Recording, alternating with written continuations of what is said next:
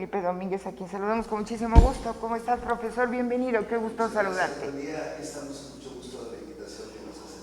Estamos viendo la violencia, la falta de precaución que se tiene con los niños, con la educación, pero Felipe, hay un tema interesante que podemos decir. Esta semana, o más bien la semana pasada, se está viendo la posibilidad que los profesores en Estados Unidos tengan posibilidad de llevar un arma a la escuela, como defensa por tantas cosas que hemos visto, la violencia. Aquí, Enrique, ayer nos mencionabas de una maestra que fue castigada, y la pongo entre comillas, por una violencia en una escuela con unas jovencitas. El tema de violencia aparece en las escuelas, sin duda alguna, Felipe, y la falta de participación de los padres, porque la educación es tripartita, se está presentando. ¿Qué debemos de hacer? ¿Cómo consideras que podría ser el punto de vista que se debe manejar al respecto? Yo creo que a raíz de la laxitud en cuanto a las normas de disciplina en las escuelas ha generado de alguna manera este tipo de problemas, principalmente cuando el docente pierde autoridad porque los padres de familia ya no son el apoyo para los padres. Continuamente es una situación tripartita la educación. Pero si el docente no cuenta con el apoyo de los padres de familia, con el respaldo de las autoridades y sobre todo que en una sociedad tan diversa, no hablo concretamente de descomposición, sino que hablo de que, incluyendo a los medios masivos de comunicación, las redes sociales están incitando prácticamente a la violencia. Entonces el niño ve con naturalidad la violencia. Hay un video que está circulando por ahí donde le pregunta a un niño como de 5 años, ¿qué quiere ser de grande? Pues yo quiero ser asesino. ¿Por qué? Porque para ellos en los juegos que están en las redes, matar es un juego.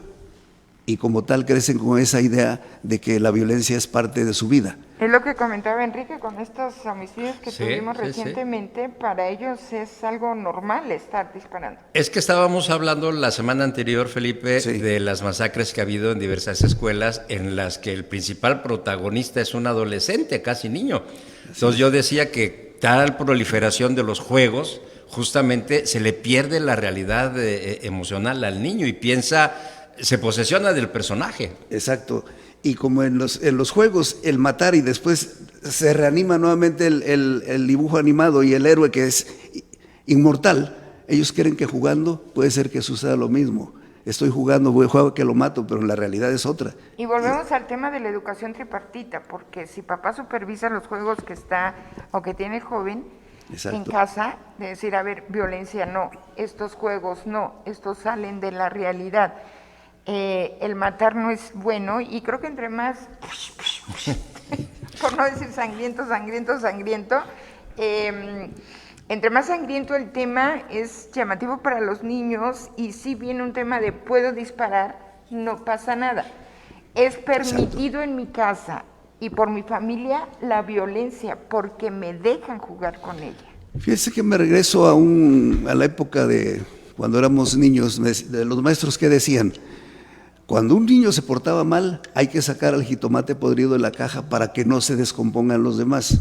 Eso era la tónica que teníamos. Y lo sacaban de la patillita. Y lo apartaban de la patillita, lo castigaban. De la patillita, ¿no? Pa' afuerita de la patillita. ¿Y qué decían los papás? Y cuidado, traigas una queja a la escuela porque después te arreglas conmigo. Y el niño pues tenía cierta disciplina ahí. Pero hoy los medios, la información llega por todos lados. Antes el maestro, el sacerdote y los padres eran los que hacían llegar la formación a los niños. Hoy llega por donde quiera y no hay control. Entonces, ¿qué sucede hoy? Si en las escuelas generaran buenos alumnos, muy propios, con ética, con valores, pasarían a una sociedad plena de lobos donde serían devorados, porque la sociedad está caminando al mismo ritmo de la violencia, al mismo ritmo de la corrupción.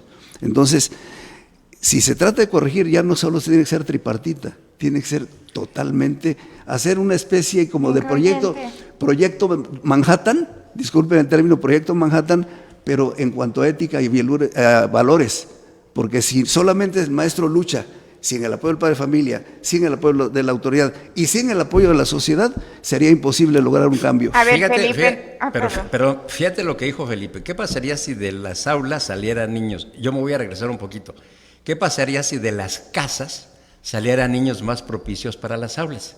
Y ya el trabajo conjunto con el maestro ya también sería otra cosa, ¿no? O sea, fíjate. Por supuesto, Sí. por ahí va el tema, porque fíjate que ahorita los profesores están en una indefensión total.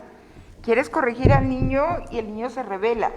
Los padres van a reclamar qué es lo que está sucediendo y el maestro está a mitad del camino, ¿no? Así es. Los padres apoyan al niño en caso de una rebelión y no permiten o no toleran, abro un enorme paréntesis, yo tampoco lo tolero, que un profesor le pegue al niño. Por mucho que haga, no debe de haber violencia. Eso sí, yo no estoy de acuerdo. Pero la situación es que el profesor ahorita está en una total indefensión. Yo pregunto, Felipe, el hecho de que estén unidos como sindicato, como agrupación, ¿no habría que cambiar las políticas laborales, las políticas públicas, para que el profesor tenga nuevamente el estatus que tenía en aquel entonces? Yo creo que una de las intenciones precisamente de esta reforma laboral es que el maestro, los sindicatos vuelvan a tener presencia y vuelvan a ser confiables. Miren, pero se ha desacreditado al sindicalismo. se ha desacreditado, Totalmente. pero no es de ahorita. Mira, hubo una encuesta por ahí en 2016, 2017, donde los sindicatos, hablo en general de los sindicatos, tanto el apartado A como el apartado B, eran de las organizaciones más cuestionadas en cuanto a confianza. Estaban hasta por debajo de la policía, estaban por debajo de los diputados, de los Pero tenían ayuntamientos. fuerza los sindicatos, ¿no, Durán? O sea, tanta fuerza Sí. que era, o sea, que la palabra era ley, ¿no? Los sindicatos tuvieron fuerza, Claro. pero al paso del tiempo se fueron socavando por varias razones. Una de ellas es que perdieron su esencia y muchos de los organismos sindicales se entregaron al patrón. O sea, que le pregunten a la Gordillo si tuvo fuerza o no. Claro. Entonces se entregaron muchas veces por negociaciones particulares y personales o prebendas personales, entregaron lo que era un dique de contención y de poder para que los trabajadores tuvieran respaldo. Hoy no lo vemos. Recientemente platicaba yo con unos muchachos que son secretarios delegacionales, que el director ya quiere desconocer al comité delegacional y que no encuentra respaldo de la organización seccional, que solamente le dicen lo vemos, mientras el director de esa escuela está golpeando a sus representantes delegacionales. Entonces necesitamos modificar muchas cosas, inclusive no restarle poder a nadie, sencillamente que se reposicione cada uno en su papel, que es lo más importante para que vuelva a tener credibilidad el sindicato. Pero ¿cómo hacer que vuelva a tener credibilidad el sindicato con todo lo que ha pasado, cómo ha pasado y la falta de seriedad? Perdón que lo diga así, Felipe, pero en muchos casos, a veces, es como beneficio personal, como se ha presentado en el gobierno, en diferentes niveles de gobierno. Se busca el beneficio personal, pero no del gremio. ¿Cómo recobrar esa credibilidad? Una de las reformas que precisamente que vienen en la Ley Federal del Trabajo es precisamente que ahora, en las nuevas instancias, mira, voy a regresar un poquito. En 1917 nace, en el constituyente de Querétaro, nace las juntas federales y locales de conciliación y arbitraje, y se modifican 100 años después, mientras esos 100 años, en la participación tripartita de la que hablabas, precisamente el gobierno, el patrón y el trabajador estaban en un problema laboral y regularmente terminaba perdiendo el trabajador. Entonces se modifica y desaparecen ya las juntas locales y federales de conciliación y arbitraje y se crea un nuevo instrumento. Hay cinco modificaciones, yo creo que torales en cuanto a la reforma laboral, pero lo que tú me preguntas, Laura, es precisamente qué es lo que hay que hacer. Hay una instancia, la instancia de centros federales de conciliación o centros locales de conciliación y registros laborales. Entonces, hoy tienes, como tú como aspirante, como dirigente, tienes la obligación, una vez que logres el triunfo, registrarte ante las instancias que acabo de mencionar para que tengas validez, pero también ¿Como líder sindical? Como líder sindical, sustentado por la mayoría de los que votaron por esa planilla. Pero también hay otra cosa, ya no vas a poder hacer tu contrato colectivo, en este caso nuestras negociaciones anuales, de manera oculta. Ahora lo que vas a tener es, primero, concitar a todos los intereses de los maestros para hacer un pliego de negociación. Oye, como que me vino ahorita un comentario, por ahí alguien ha de haber dicho, ay, pues así que chiste. Ahora, así no, pues, registrar esa negociación ante la instancia federal y una vez resuelta, la misma gestión te va a obligar a dar a conocer todo lo que negociaste.